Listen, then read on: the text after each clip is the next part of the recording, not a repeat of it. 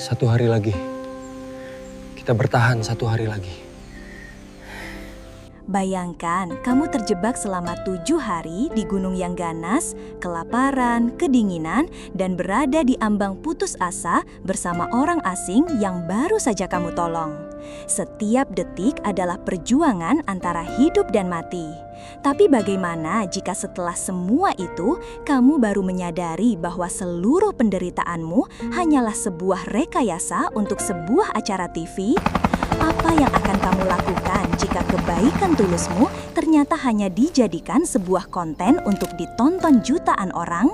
Sebelum kita lanjut ke ceritanya, jangan lupa untuk like, share, dan subscribe ya. Semoga yang nonton selalu diberi kesehatan dan rejeki yang melimpah. Yuk ketik amin di kolom komentar.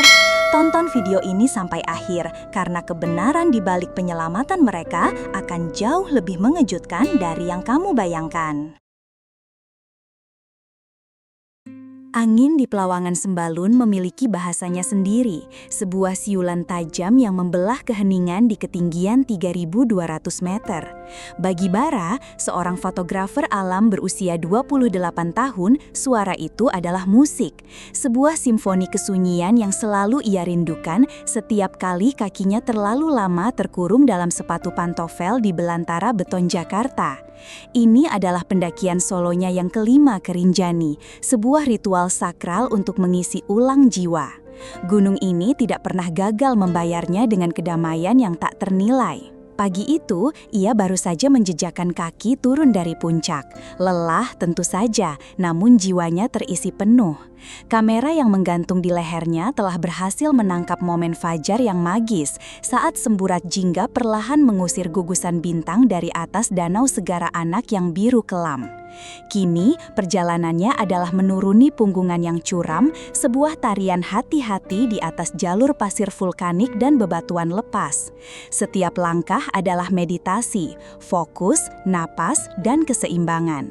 Ia membiarkan pikirannya kosong, hanya menyerap energi purba dari gunung yang agung ini. Saat itulah ia mendengarnya, bukan teriakan minta tolong yang keras, melainkan sebuah pekikan tajam yang singkat, disusul oleh suara gemeretak batu-batu kecil yang longsor.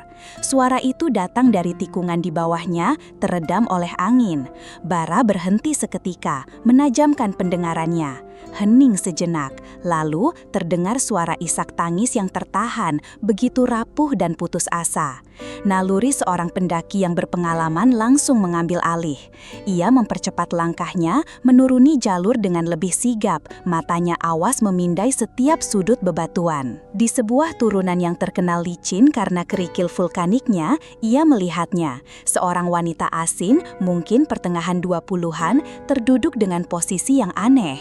Ransel carriernya yang besar membuatnya tampak seperti kura-kura yang terbalik. Rambut pirangnya yang dikuncir kuda tampak berantakan dan wajahnya pucat menahan sakit. "Are you okay?" tanya Bara sambil mendekat perlahan, tak ingin mengejutkannya. Wanita itu mengangkat wajahnya, matanya yang biru jernih dipenuhi air mata dan kepanikan. I think I broke my ankle," ucapnya dengan suara bergetar, aksen Australianya kental. "I slipped."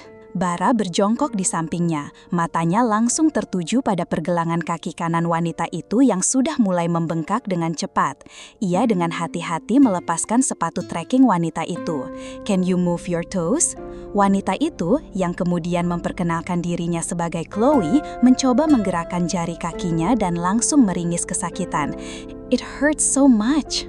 "It's probably not broken, but it's a bad sprain," kata Bara dengan tenang, mencoba menularkan ketenangannya. Ia membuka ranselnya yang tertata rapi, mengeluarkan kotak P3K. Dengan cekatan, ia membebat pergelangan kaki Chloe dengan perban elastis, menciptakan balutan yang kencang namun tidak mematikan aliran darah. "We need to get you down, slowly," ujar Bara sambil membantunya berdiri. Chloe bersandar berat pada bahu Bara. Setiap pijakan terasa seperti tusukan berjalan ribuan jarum. Matahari mulai condong ke barat, memancarkan cahaya keemasan yang indah. Namun bagi mereka, cahaya itu adalah penanda waktu yang terus berjalan mundur. Perjalanan turun yang seharusnya memakan waktu beberapa jam, kini terasa akan memakan waktu selamanya.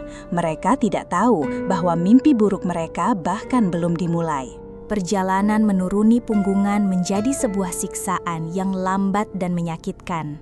Setiap langkah Chloe adalah sebuah perjuangan yang diiringi ringisan tertahan. Bara dengan sabar menopang sebagian besar berat tubuh wanita itu, sementara otot bahunya mulai terasa tegang dan terbakar. Ia terus memberikan semangat dengan kata-kata sederhana, memastikan Chloe tetap fokus pada pijakan di depan dan tidak menyerah pada rasa sakit yang menyiksa. Cuaca yang tadinya cerah mulai menunjukkan tanda-tanda perubahan yang mengkhawatirkan. Gumpalan awan datang entah dari mana, bergerak dengan kecepatan yang tidak wajar, seolah didorong oleh kekuatan tak terlihat. Udara yang tadinya jernih perlahan terasa lebih dingin dan lembab, membawa aroma tanah basah yang khas. Cuacanya berubah, kata Chloe cemas, menatap lembah yang perlahan mulai kehilangan warnanya, tertutup oleh bayangan awan yang kelabu. Itu biasa di sini, kita hanya perlu terus bergerak, jawab Bara, meskipun dalam hatinya ia merasakan firasat buruk yang semakin kuat. Awan itu bergerak terlalu cepat, terlalu pekat. Ini bukan sekedar awan biasa yang lewat.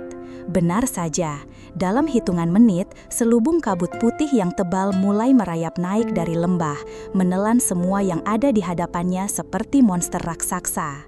Pemandangan danau Segara Anak yang tadi begitu megah, kini lenyap ditelan kapas putih.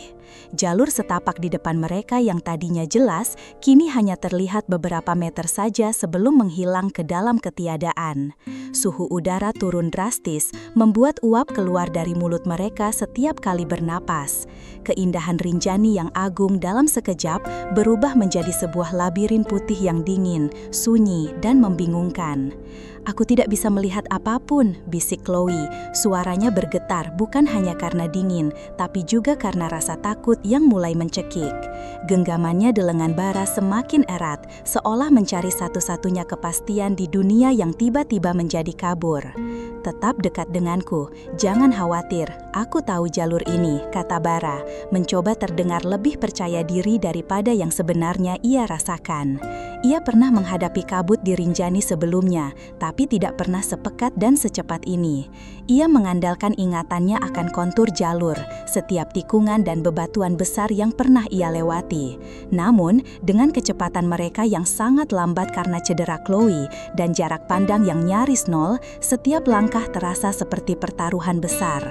Angin yang tadinya hanya bersiul, kini mulai meraung, membawa butiran air dingin yang menusuk kulit. Suara mereka sendiri seolah ditelan oleh keheningan yang pekat. Mereka terus terseok-seok dalam diam, tidak menyadari bahwa setiap langkah membawa mereka semakin jauh dari keselamatan. Waktu seolah kehilangan artinya di dalam kepungan kabut yang tak berujung. Bara tidak bisa lagi menebak apakah sudah 1 jam atau 3 jam mereka berjalan tanpa henti. Satu-satunya penanda adalah rasa lelah yang semakin menggerogoti tubuh dan rasa dingin yang menembus hingga ke tulang. Jalur yang ia yakini sebagai jalan utama kini terasa berbeda secara fundamental. Kemiringannya terasa lebih curam dan pijakannya lebih banyak berupa tanah lembab dan akar licin daripada pasir vulkanik yang familiar. Keraguan mulai merayap di benaknya seperti tanaman liar yang mencekik. Apa kita masih di jalur yang benar? Tanya Chloe lemah, suaranya hampir hilang ditelan angin. Ia berhenti, bersandar pada sebatang pohon basah, mencoba mengatur napasnya yang tersengal dan pendek. Bara tidak langsung menjawab. Ia memindai sekelilingnya yang hanya berupa bayangan samar pepohonan dan semak belukar yang tampak identik. Ia menarik napas dalam dan berteriak sekuat tenaga, "Halo, ada orang?" Suaranya menggema sesaat lalu lenyap ditelan kabut, tanpa balasan. Hanya suara napas mereka yang berat dan tetesan air dari dedaunan yang terdengar di keheningan yang menakutkan itu. "Aku rasa kita salah belok," aku Bara akhirnya, suaranya berat dan penuh penyesalan. Mengakui kesalahan itu terasa seperti menelan batu. Sebagai pendaki berpengalaman, tersesat adalah sebuah aib, sebuah kegagalan yang bisa berakibat fatal. Kepanikan yang tadinya hanya percikan kecil di mata Chloe kini berkobar menjadi api. Apa maksudmu kita salah belok? Kau bilang kau tahu jalur ini, serunya nadanya meninggi. Rasa sakit, lelah, dan takut yang ia tahan selama berjam-jam akhirnya meledak menjadi kemarahan. Kabutnya terlalu tebal, semuanya terlihat berbeda. Bella Bara mencoba tetap tenang meskipun jantungnya sendiri berdebar kencang seperti genderang perang. Panik tidak akan membantu, kita harus tenang dan berpikir. Mereka mencoba kembali ke arah mereka datang, namun semuanya tampak sama. Setiap pohon, setiap semak seolah kembar. Jejak kaki mereka sudah hilang di atas tanah yang basah. Mereka benar-benar buta, terperangkap dalam sebuah dunia putih yang tanpa batas dan tanpa petunjuk. Bara memeriksa GPS di ponselnya dengan tangan gemetar, namun sinyalnya mati total. Harapan terakhirnya pupus seketika. Kenyataan pahit itu menghantam mereka berdua seperti dinding batu. Mereka tersesat di tengah salah satu gunung paling menantang di Indonesia dengan satu orang cedera dan persediaan yang hanya disiapkan untuk perjalanan turun 1 hari. Bara melihat ranselnya lalu ransel Chloe, beberapa botol air, sisa biskuit energi, dan beberapa coklat batang. Tidak akan cukup, malam akan segera tiba, dan suhu akan semakin anjlok. Ini bukan lagi tentang mencapai desa terdekat, ini tentang bertahan hidup malam ini. Kegelapan turun tanpa permisi, mengubah kabut putih menjadi selimut hitam yang pekat dan menindih. Suara hutan yang tadinya hanya berupa desau angin, kini berubah menjadi orkestra yang menyeramkan. Gemerisik daun, panggilan serangga malam, dan suara-suara tak dikenal lainnya seolah mengelilingi mereka dari segala arah, memainkan imajinasi mereka yang sudah lelah. Dingin menjadi musuh yang nyata dan kejam, merayap masuk melalui lapisan pakaian mereka, membuat gigi mereka bergemeletuk tak terkendali. Kita tidak bisa terus bergerak, terlalu berbahaya, kata Bara, suaranya tegas meskipun bergetar karena dingin. Kita harus mencari tempat berlindung, sekarang. Dengan bantuan senter kepala yang cahayanya seolah ditelan oleh kegelapan, mereka mencari tempat yang bisa melindungi mereka dari angin yang bertiup semakin kencang. Mereka beruntung menemukan sebuah ceruk di antara akar-akar besar sebuah pohon tua yang menjulang seperti raksasa dalam gelap. Tidak ideal, tapi setidaknya bisa mengurangi tiupan angin langsung yang terasa seperti sayatan pisau es. Bara membersihkan dasar ceruk dari daun-daun basah, lalu menggelar matras tipis dari ranselnya untuk alas duduk. Mereka duduk berdekatan, merapatkan tubuh, mencoba berbagi kehangatan yang tersisa. Bara mengeluarkan 2 batang coklat terakhir. Ia memberikan 1 utuh kepada Chloe dan mematahkan bagiannya menjadi 2, menyimpan separuhnya dengan hati-hati untuk besok. Hanya ini yang kita punya? Tanya Chloe pelan, menatap coklat di tangannya seolah itu adalah bongkahan emas. Suaranya terdengar rapuh. Untuk malam ini, ya, kita harus menghemat semuanya, jawab Bara, berusaha terdengar praktis dan tidak emosional. Mereka makan dalam diam. Rasa manis coklat terasa aneh di lidah, bercampur dengan rasa takut dan ketidakpastian. Perut mereka yang keroncongan hanya terisi sedikit, menyisakan rasa lapar yang lebih tajam dari sebelumnya. Keheningan di antara mereka terasa berat. Chloe menyandarkan kepalanya ke dinding akar, matanya terpejam, menahan rasa sakit di pergelangan kakinya yang kini berdenyut hebat, seirama dengan detak jantungnya. Bara menatap ke dalam kegelapan, pikirannya bekerja keras, mencoba menyusun rencana di tengah kekacauan. Ia harus menemukan air besok, ia harus mencari jalan keluar. Beban tanggung jawab terasa begitu berat menekan pundaknya. Malam itu, tidur tidak benar-benar datang. Mereka hanya bisa memejamkan mata, gemetar kedinginan, mendengarkan suara hutan dan detak jantung mereka sendiri. Bara bisa mendengar isak tangis Chloe yang sangat pelan, sebuah suara keputusasaan yang membuat hatinya terasa perih. Ia ingin mengatakan sesuatu untuk menenangkannya, tetapi kata-kata terasa sia-sia. Malam pertama sebagai orang tersesat telah mengajari mereka satu hal, Mereka sangat kecil, dan alam semesta sangatlah besar dan tidak peduli. Fajar menyingsing bukan dengan cahaya keemasan yang menjanjikan harapan, melainkan dengan warna abu-abu yang muram dan basah. Kabut masih menggantung di antara pepohonan, meskipun tidak sepekat kemarin. Embun membasahi segalanya, membuat pakaian mereka terasa lembab dan dingin menempel di kulit. Rasa lapar yang tadinya hanya mengganggu, kini menjadi rasa sakit yang melilit dan konstan di perut. "Air, kita harus mencari air," kata Bara, suaranya serak. Tenggorokannya kering kerontang seperti tanah di musim kemarau. Ia meninggalkan Chloe yang masih kesakitan di tempat perlindungan mereka dan mulai menjelajah. Ia bergerak dengan hati-hati, menandai setiap pohon yang ia lewati dengan goresan kecil agar tidak tersesat lebih jauh. Insting dan pengetahuannya tentang alam menjadi satu-satunya pemandu. Ia mencari tanda-tanda kehidupan, alur tanah yang lebih rendah, atau jenis tumbuhan tertentu yang menyukai air. Setelah hampir 1 jam pencarian yang terasa putus asa, ia mendengarnya. Suara gemericik air yang sangat samar, hampir hilang ditelan keheningan hutan. Dengan semangat baru, ia mengikuti arah suara itu dan menemukan sebuah aliran air kecil yang jernih, mengalir di antara bebatuan berlumut. Rasanya seperti menemukan harta karun di tengah padang gurun. Ia mengisi semua botol air mereka hingga penuh. Saat kembali, wajah Chloe yang pucat tampak sedikit lebih cerah melihat air itu. Mereka minum dengan rakus, merasakan cairan dingin itu membasahi kerongkongan mereka yang kering dan memberikan sedikit energi pada tubuh mereka yang lemas. Hari itu dan hari-hari berikutnya menjadi sebuah rutinitas perjuangan yang monoton. Bara akan pergi mencari makanan apa saja yang bisa dimakan.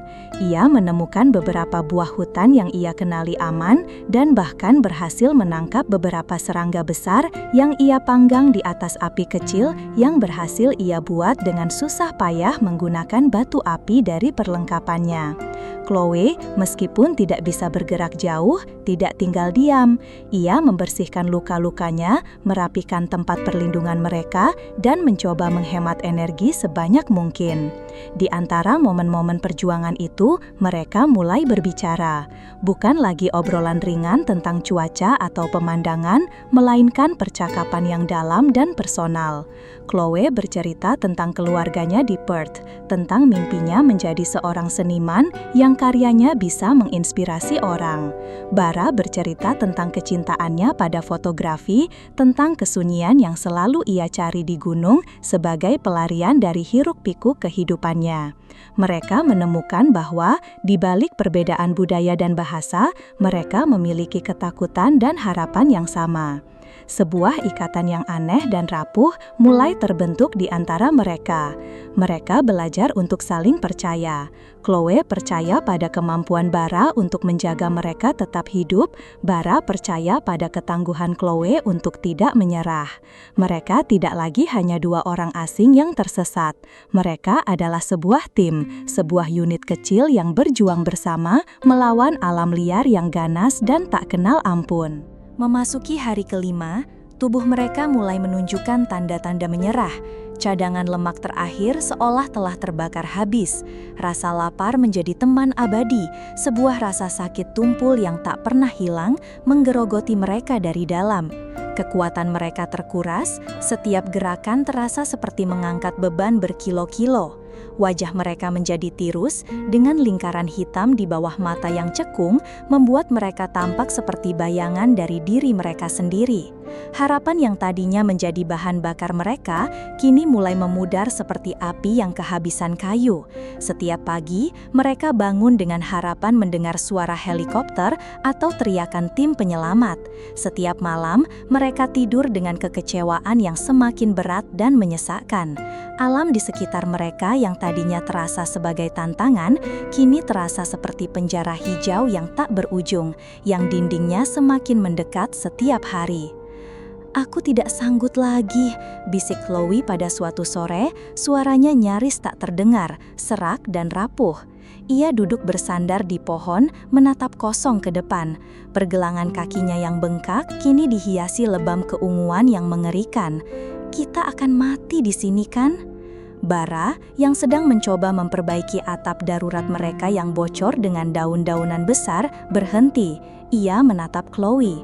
Untuk pertama kalinya, ia melihat wanita tangguh yang selama ini berjuang di sampingnya itu benar-benar hancur.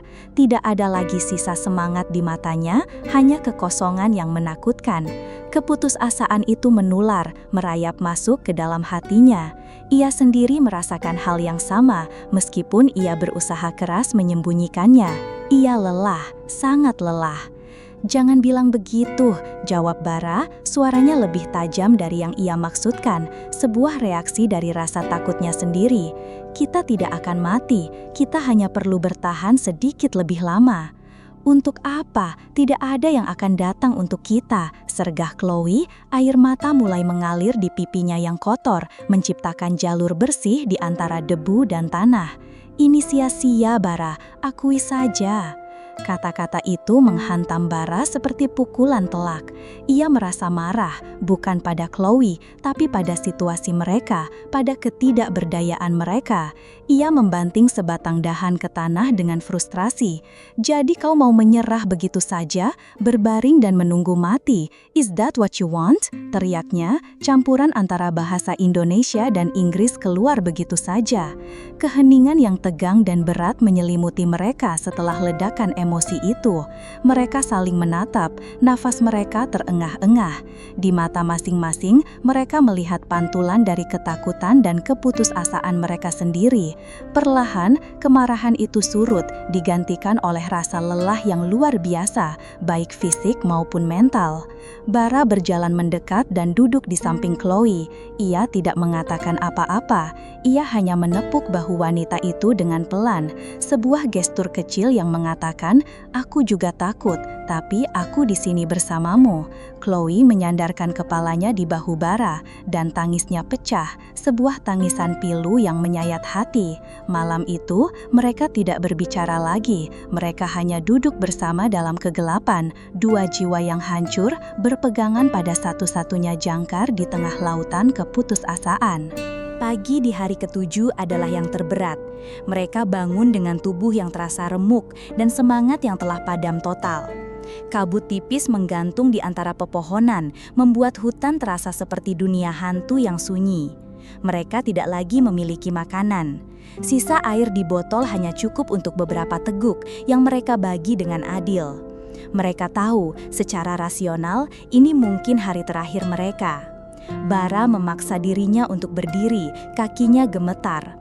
"Aku akan mencoba sekali lagi, aku akan pergi lebih jauh ke hilir, mungkin ada tempat terbuka," katanya, suaranya serak dan nyaris tak bertenaga.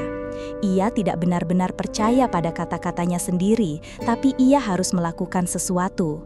Diam berarti pasrah pada kematian. Chloe hanya mengangguk lemah, tidak memiliki tenaga bahkan untuk merespons dengan kata-kata. Ia hanya menatap Bara dengan mata yang kusam. Bara berjalan terseok-seok, tubuhnya terasa ringan dan kepalanya pusing karena kelaparan yang ekstrim.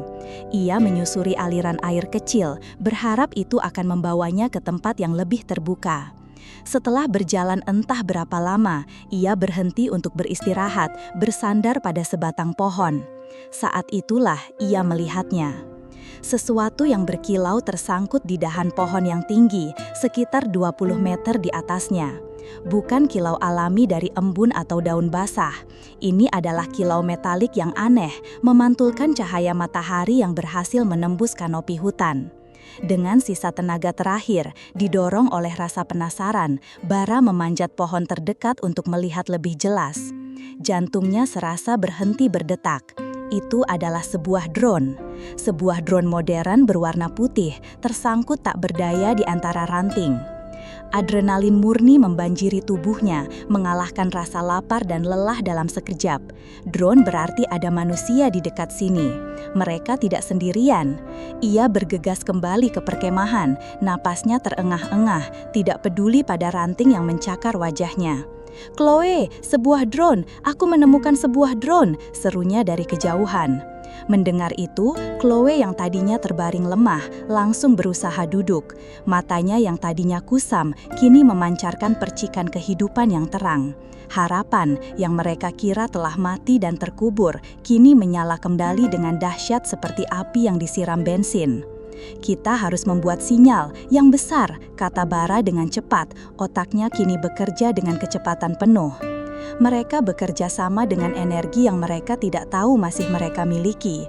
Mereka mengumpulkan semua daun kering dan dahan yang bisa mereka temukan, menumpuknya di sebuah area yang sedikit terbuka. Bara mengeluarkan korek api terakhirnya dari wadah kedap air. Tangannya gemetar hebat saat ia menyalakan api.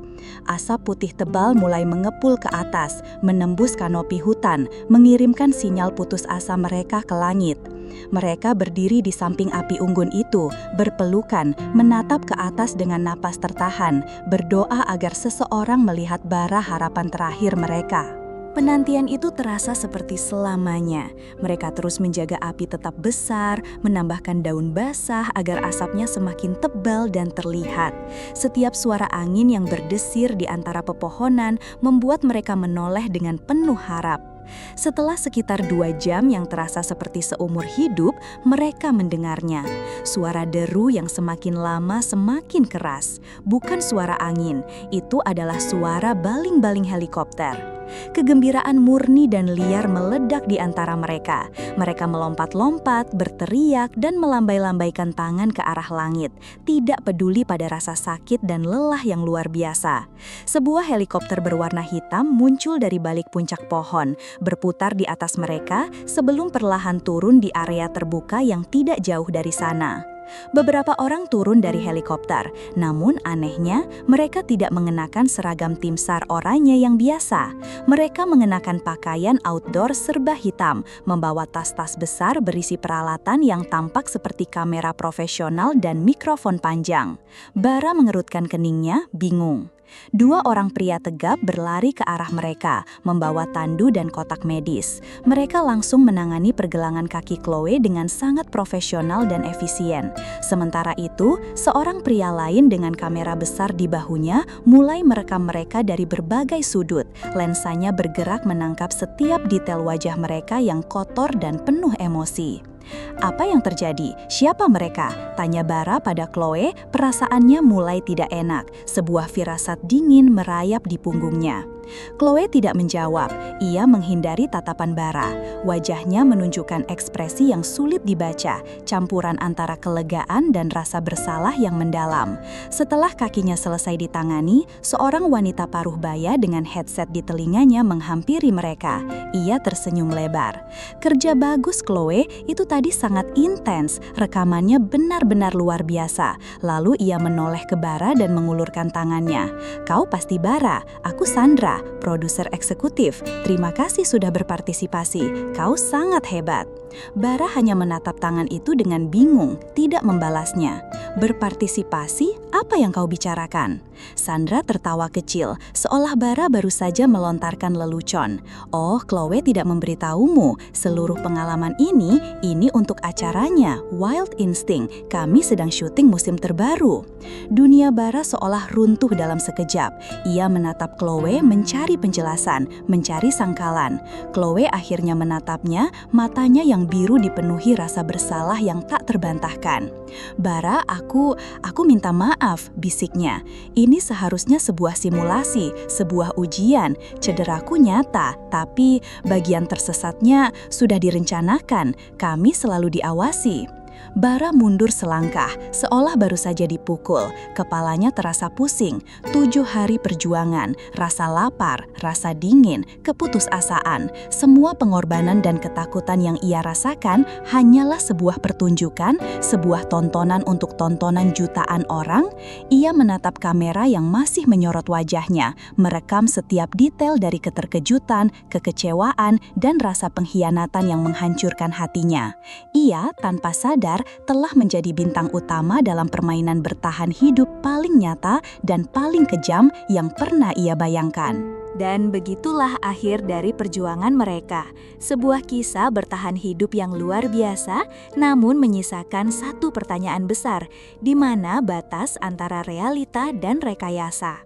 Bara memberikan pertolongan tulus tanpa pamrih, tapi Chloe mengubahnya menjadi sebuah konten.